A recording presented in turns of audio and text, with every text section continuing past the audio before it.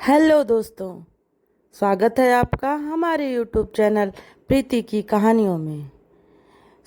दोस्तों, ब्रिजेश और सुधा की शादी को लगभग 3 वर्ष हो चुके थे। ब्रिजेश एक मेहनती और ईमानदार व्यक्ति था। वह एक निजी कंपनी में मैनेजर के पद पर कार्यरत था। उसका स्वभाव शांत और सरल था। वह अपनी जिम्मेदारियों को बखूबी निभाता था और पति अपनी पत्नी को हर खुशी देने का प्रयास करता था। सुधा एक संपन्न परिवार से थी। उसके माता पिता ने उसे हमेशा लाड़ प्यार से पाला था। विवाह के बाद भी उसका रवैया लापरवाही और आलसी था। वह घर के कामों में बिल्कुल भी रुचि नहीं लेती थी। सुबह देर से उठना, पूरे दिन टीवी देखना, दोस्तों के साथ बातें करना और बेवजह खर्च करना उसकी आदत बन चुकी थी। शादी के शुरुआती दिनों में ब्रिजेश ने यह सब नज़रअंदाज किया, क्योंकि वह अपनी पत्नी को बहुत प्रेम करता था। वह सोचता था कि शायद समय के साथ सुधा में बदलाव आ जाएगा, मगर सुधा के व्यवहार में कोई सुधार नहीं हुआ, बल्कि वह दिन पर दिन और अधिक गैर जिम्मेदार होती चली गई। सुधा का लापरवाह रवैया धीरे धीरे उनके दाम्पत्य जीवन में कड़वाहट घोलने लगा। ब्रिजेश दिन भर ऑफिस में मेहनत करता और जब घर लौटता तो उसे गंदा घर, बिखरा हुआ सामान और बिना खाना बनाए पत्नी मिलती। एक दिन ब्रिजेश ऑफिस से घर लौटा तो देखा कि रसोई में कुछ भी नहीं पका था। घर में चारों तरफ गंदगी फैली थी। उसने देखा कि सुधा सोफे पर बैठकर सोशल मीडिया पर व्यस्त थी। सुधा, तुमने खाना नहीं बनाया? ब्रिजेश ने शांत स्वर में पूछा। अरे, मेरा मन नहीं था, तुम खुद ही कुछ बना लो, वैसे भी तुम ऑफिस में तो खाना खाते ही हो, सुधा ने लापरवाही से कहा। ब्रिजेश को बहुत गुस्सा आया, मगर उसने चुप्पी साध ली।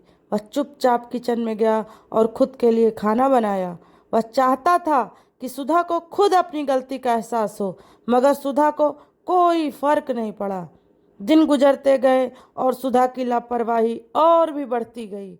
वह ब्रिजेश के पैसे बर्बाद करती थी। कभी ऑनलाइन शॉपिंग में हजारों रुपए खर्च कर देती तो कभी फालतू की पार्टी में। एक दिन ब्रिजेश ने देखा कि उसके बैंक खाते से बड़ी रकम निकाली गई थी। जब उसने सुधा से पूछा तो वह बोली, मैंने अपने दोस्तों के साथ शॉपिंग की थी, क्या तुम्हें मुझ पर भरोसा नहीं? ब्रिजेश को बहुत दुख हुआ। वह मन ही मन परेशान रहने लगा, मगर उसने अपने धैर्य को नहीं खोया। एक दिन ब्रिजेश ने ठान लिया कि वह सुधा को सबक सिखाएगा। उसने अपनी रणनीति तैयार की। वह जानता था कि गुस्से या तानों में से सुधा में बदलाव नहीं आएगा। उसे एक ऐसी योजना बनानी होती जिससे सुधा को अपनी गलतियों का एहसास हो।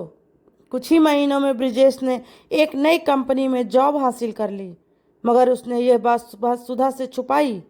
वह रोज घर लौटकर उदास दिखता और कहता कि उसकी नौकरी चली गई है। उसने घर का खर्च कम कर दिया और फिजूल खर्ची पर रोक लगा दी। सुधा को यह सब बहुत अजीब लग रहा था। उसे लगने लगा कि यह पहले जैसी ऐश नहीं कर पाएगी। एक दिन उसने ब्रिजेश से झगड़ा किया और कहा, तुम इतने कंजूस क्यों हो गए हो? पहले तो तुम मुझे हर खुशी देते थे, अब क्या हो गया है? ब्रिजेश ने कहा, जब कमाई नहीं है तो पैसे कहाँ से ले आऊं? अब तुम्हें भी घर के कामों में हाथ बटाना होगा।